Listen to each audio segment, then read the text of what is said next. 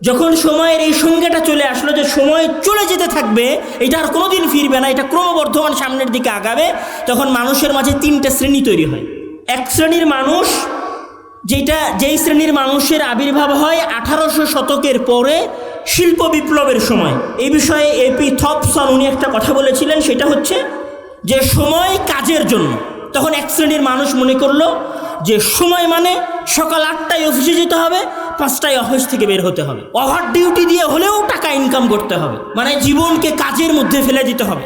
তখন এক শ্রেণীর মানুষ প্রো লেভেলের কর্মচারী হয়ে গেল। এরা কিচ্ছু বোঝে না, এরা শুধু অফিস বোঝে, এরা পরিবার বোঝে না, সন্তান সন্ততি। আপনি দেখবেন এরকম মানুষ আছে, ঈদের আগের দিন সন্ধ্যা পর্যন্ত কাজ করতেছে, কেন? ওভার ডিউটি করলে সে টাকা পাবে। তখন এক শ্রেণীর মানুষ মনে করলো যে সময় মানে কাজ করতে হবে, সময় মানে শ্রম দিতে হবে, সময় মানে এখানে আমার শরীরের কোনো হক নাই, এখানে আমার পরিবার পরিজনের কোনো হক নাই, এখানে আমার স্ত্রী সন্তানের কোনো হক নাই, কোনো কিছুর কোনো হক নাই।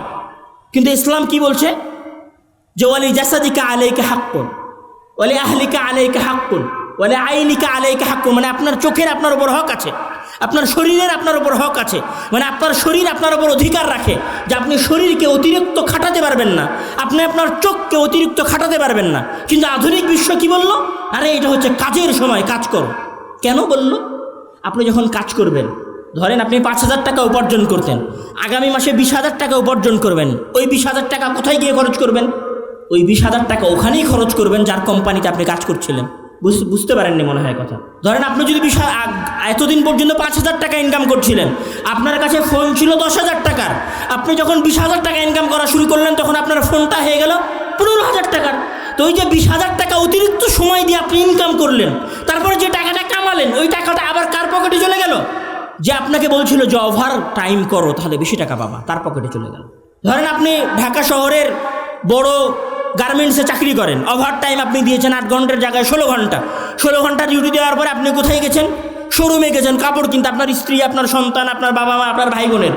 ওই কাপড় কেনার টাকাটা কোথায় চলে গেছে? ঘুরে ফিরে আপনার মালিকের কাছে, আপনার কোম্পানিতে।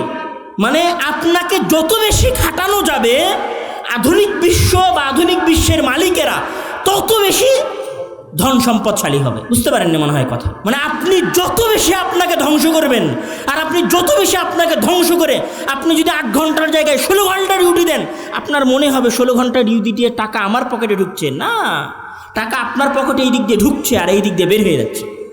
আপনি বুঝতে পারছেন না? তাহলে এক শ্রেণীর মানুষ হয়ে গেল যারা চরম লেভেলের অফিস কেন্দ্রিক, সময় কেন্দ্রিক হয়ে গেল। আর এক শ্রেণীর মানুষ কী করলো? যারা মনে করলো যে সময় মানেই টাকা, মানে সময়ের প্রতি সেকেন্ডে প্রতি মিনিটে টাকা উপার্জন করতে হবে। মানে প্রতি সেকেন্ড বললে ভুল হবে, প্রতি ন্যানো সেকেন্ডে, মানে সেকেন্ডের চাইতে ছোট সময়, সেকেন্ডের চাইতেও ছোট সময়ে টাকা ইনকাম করতে হবে। এই জন্য তাদের কাছে সময়ের সংজ্ঞা কি? সময়ের সংজ্ঞা হচ্ছে মানি। সময় মানেই মানি। সময়ের এই সংজ্ঞা সর্বপ্রথম কে দিয়েছিলেন? 1748 সালে বেঞ্জামিন ফ্র্যাঙ্কলিন। উনি advice to a young tradesman, এই বক্তব্যের মধ্যে উনি সর্বপ্রথম এই কথা উচ্চারণ করেছিলেন যে remember the time is money, তোমরা এটা স্মরণ করে রাখো, সময় মানে টাকা। তখন আর এক শ্রেণীর মানুষ, মানে আমাদের সমাজের দ্বারা ধনুকবের ইলন মাস্কের মতো ব্যক্তিরা, আরও তার মতো যারা বড় বড় ব্যবসায়ী আছে, এরা মনে করলো কি জীবন মানে যতক্ষণ বেঁচে আছি হাজার হাজার কোটি টাকা উপার্জন করতে হবে। তখন এরা আর হালাল হারাম বাছা শুরু করলো না।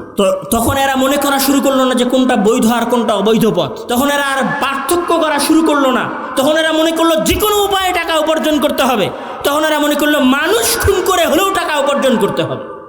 মানুষ খুন করে হলেও টাকা উপার্জন করতে হবে মানে, আমি আপনাকে বলি যে আপনারা বাগদাদে, ইরাকে একসময় একটা ফিতনা আবির্ভূত হয়েছিল জঙ্গিদের, ISIS। আপনারা নাম শুনেছেন, যাদের কালো পতাকা ছিল, নাম শোনেন না আপনারা? তো আরও এরকম বিভিন্ন সন্ত্রাসী সংগঠন আসছে। এই সন্ত্রাসী সংগঠনগুলো মানুষকে হত্যা করতো। কী দিয়ে হত্যা করতো? AK-47 এই ধরনের উচ্চমানের গুলি দিয়ে তারা মানুষকে হত্যা করতো। স্নাইপার রাইফেল ইউজ করতো, তারা রকেট লঞ্চার ইউজ করতো। আমরা মুসলিমেরা কি রকেট লঞ্চার আবিষ্কার করি, তৈরি করি? কয়টা মুসলিম দেশ অস্ত্র আবিষ্কার করে, অস্ত্র তৈরি করে? কয়টা মুসলিম দেশ? ইরাকে সাদ্দাম হোসেন যতদিন ক্ষমতায় ছিলেন, সাদ্দাম হোসেন কয়টা রাইফেল তৈরি করে রেখে যেতে পেরেছিলেন? লেবাননে মুসলমানেরা কয়টা রাইফেল তৈরি করে রেখে যেতে পেরেছিল? আপনি যদি খোঁজ নেন, এই পৃথিবীর সবচেয়ে বড় বড় অস্ত্রের কোম্পানিগুলোর মালিক কারা? ইহুদিরা, খ্রিস্টানেরা, আমেরিকা। সব বড় বড় অস্ত্রের কোম্পানি হচ্ছে আমেরিকা। তাহলে ওই অস্ত্র তৈরি হয় আমেরিকায়, আর ওই অস্ত্র ব্যবহার হয় কোথায়? আফগানিস্তানে, ইরাকে। ওই অস্ত্র ব্যবহার হয় কোথায়? লেবাননে। তাহলে ওই অস্ত্র বিক্রি করে হলেও কি করতে হবে? টাকা উপার্জন করতে হবে। হয় জীবন দিয়ে টাকা উপার্জন করতে হবে, নাহলে জীবন নিয়ে টাকা উপার্জন করতে হবে। আপনারা দেখেন নাই নোবেল প্রাইজের নাম শোনেন নাই? ওরা আবিষ্কার করলো যে ওরা বম মেরে মানুষ মারবে, বম মেরে মানুষ মারলো, সেই বম বিক্রি করলো, আর সেই বমে বিক্রি করার টাকা দিয়ে সারা পৃথিবীর মানুষকে এখন কি দিল? নোবেল প্রাইজ দিল।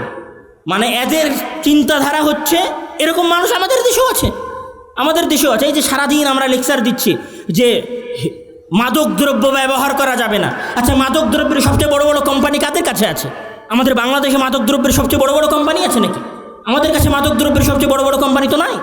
আমরা বেয়ার উৎপাদন করি না, আমরা হাঙ্কের মতো দামি কোম্পানি আমরা চালাই না, আমরা হিরোইন কোকুনের মতো দামি জিনিস আমরা উৎপাদন করি না। তাহলে এগুলো কোথায় উৎপাদন হয়?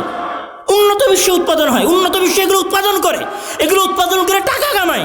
সেই টাকা আবার আমাদের দেশের এনজিওদেরকে দেয়, দিয়ে কি বলে যে মাদক বন্ধ করতে হবে। বুঝতে পারেন নাই মনে হয় কথা? এটাই খেলা, এই খেলাই চলছে, আর আমরা পাগলের মতো এই খেলার পিছনে ছুটতেছি। এই যে যত এনজিওগুলো আছে না, বাংলাদেশের যত এনজিও আছে, অত দূর যাওয়া লাগবে না। যে অ্যাবস্টিন ফাইল প্রকাশ পাইছিল না, অ্যাবস্টিন ফাইলের নাম শুনেছেন? পোলাপান সবাই অ্যাবস্টিন ফাইলের কথা জানে। অ্যাবস্টিন ফাইলে কি ট্রাম্প থেকে নিয়ে শুরু করে ওই যে উইন্ডোজের মালিক বিল গেটস পর্যন্ত, উইন্ডোজ এক্সপির মালিক বিল গেটস পর্যন্ত, এরা সবাই কি অ্যাবস্টিন ফাইলের সাথে জড়িত। এরা সবাই কিশোরী, অল্প বয়সী বাচ্চাদেরকে উপভোগ করত। একদম ক্লিয়ার বাংলায় বলি, অল্প বয়সী মানে 10-12 বছর বয়সী বাচ্চাদের সাথে শারীরিক সম্পর্কে লিপ্ত হতো এরা। এই অ্যাবস্টিন ফাইলের আমরা দেখেছি অ্যাবস্টিন দ্বীপে এগুলো তারা করত।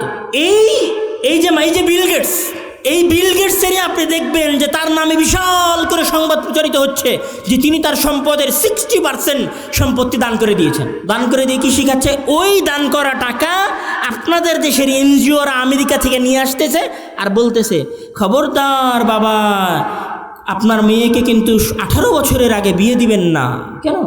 12 বছরে যে তুমি যার কাছ থেকে টাকা নিয়ে এসেছো, সে যে অন্য দেশ থেকে মেয়ে নিয়ে এসে উপভোগ করে, ধর্ষণ করে, হত্যা করে, পানিতে ভাসিয়ে দিয়েছে, সেটার বিচার কোথায়? সেটার বিচার আছে নাকি? সেটার কোনো বিচার নাই। তাহলে এখানে এক শ্রেণীর মানুষ তৈরি হয়েছে, যখন সময়ের সঙ্গে নির্ধারণ হয়ে গেছে যে সময় মানে দুনিয়াকে উপভোগ করতে হবে, সময় মানে আজকে যেটা আছে আগামীকাল সেটা থাকবে না, আর আগামীকাল যেটা আসবে সেটা গতকাল থাকবে না। তাহলে এখানে দ্বিতীয় শ্রেণীর মানুষ তৈরি হয়েছে যারা মনে করেছে সময় মানে টাকা, সুতরাং তোমরা প্রতি সেকেন্ডে টাকা উপার্জন করো। এই যে এখনকার সময়ের সবচেয়ে বড় ধনী মানুষ, টেসলার মালিক যিনি, ইলন মাস্ক, ওনার প্রায় $850 বিলিয়ন টাকা। $850 বিলিয়ন টাকা মানে আপনি হিসাব করতে পারবেন না কত টাকা। 1000 বছর খাইলে শেষ হবে না। টাকা কীভাবে উপার্জন করেছে? প্রতি সেকেন্ডে এই টাকা তারা উপার্জন করতেছে।